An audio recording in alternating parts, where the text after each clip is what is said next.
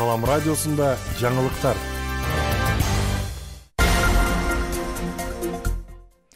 Саламатсыздарбы, ардактуу радио угармандар, сиздер менен мен Айжамал Амирова жаңылыктар түрмөгүн тааныштырмакчымын. Алгач жаңылыктардан кыскача түрмөк менен тааныштырабыз. Акыйкатчы институту кармалган активисттердин укугу бузулганын билдирди.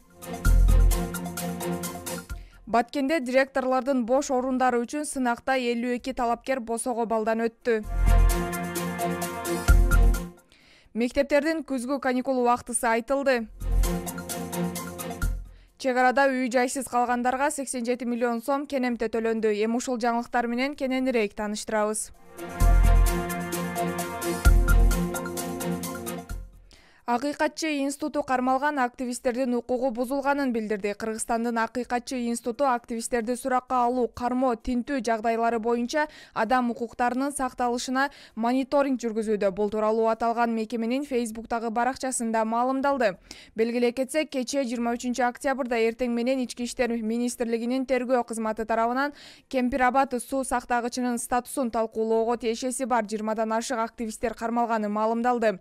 Акыйкатчы институтунун кызматкерлери Бишкек шаарынын милиция бөлүмдөрүндө кармалып турган 18 адам менен жолугушуп, маектешкен. Активисттердин айтымында алардын үйлөрүн тинтүү жана кармоо иштери, Кемпир-Абад суу сактагычынын статусу жана өлкөнүн расмий бийлик органдарынын бул чечимин өзгөртүү боюнча талкуулардан улам жүргөндүгүн айтышкан. Тинтүү жүргүзүүдө айрым учурларда укук коргоо органдарынын кызматкерлери орой мамиле, өмүргө жана ден соолукка түздөн-түз коркунуч келтирүү, активисттерге жана алардын жакындарына фото-видео тартууну жүргүзүүгө тоскоолдук, чакыруу кагазын тапшырбастан ички иштер органдарына чакыруу сыяктуу укук бузууларга жол беришкенин кармалгандар билдиришкен. Сурамжылоого катышкан бардык активисттерге адвокаттар тарабынан укуктук консультациялар берилди деп айтылат маалыматта. Ошондой эле Акыйкатчы институту активисттердин массалык кармалышына тынчсыздануусун билдирет жана сотко чейинки өндүрүштүн жүрүшүндө адам укуктарынын бузулушуна жол берилбеш керектигин белгилейт. Азыркы учурда массалык тартипсиздиктерди уюштурууга даярдык көрүү кылмыш иши боюнча 21 адам кармалганы белгилүү.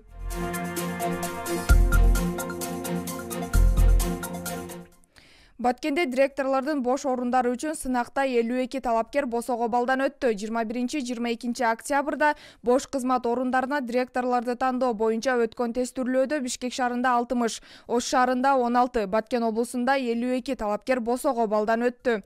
Бул тууралуу Билим берүү жана Илим министрлигинен билдиришти. Маалыматка ылайык, тестүрлөө билим берүүнүн сапатын баалоо жана маалыматтык технологиялардын улуттук борбору тарабынан жүргүзүлдү. Баткен облусунда тестүрлөөгө 151 киши катышып, алардын ичинен 52 талапкер ийгиликтүү тапшырды.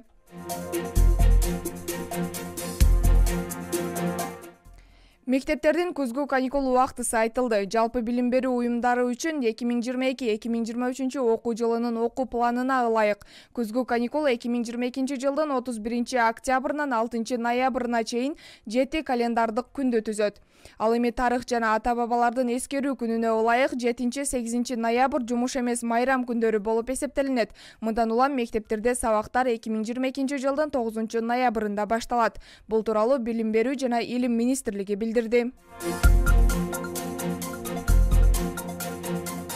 Чек арада үй-жайсыз калгандарга 87 миллион сом кенемте төлөндү. Кыргыз-Тажик чек арасында орун алган акыркы куралдуу жаңжалда үй-жайсыз калган жарандарга 87,4 миллион сом кенемте төлөндү. Бул тууралуу Финансы министрлиги билдирди. Маалыматка ылайык, аталган каражат Баткен облусуна жардам атайын эсебинен жумшалды. Министрликтин маалыматында бүгүнкү күнгө чек ара окуясынан жабыр тарткандарга жардам көрсөтүү максатында ачылган атайын эсебине 328 миллион 359 миң 780,68 сом чогулган. Анын 87 миллион 424 миң 455 сому үй-жайы өрттөнүп, талкаланган жарандардын кенемтеси үчүн сарпталды. 24 октябрга алынган жаңылыктар түрмөгү менен сиздерди мен Айжамал Амирова тааныштырдым. Кайрадан эфир аркылуу амандашканча сак саламатта туруңуздар.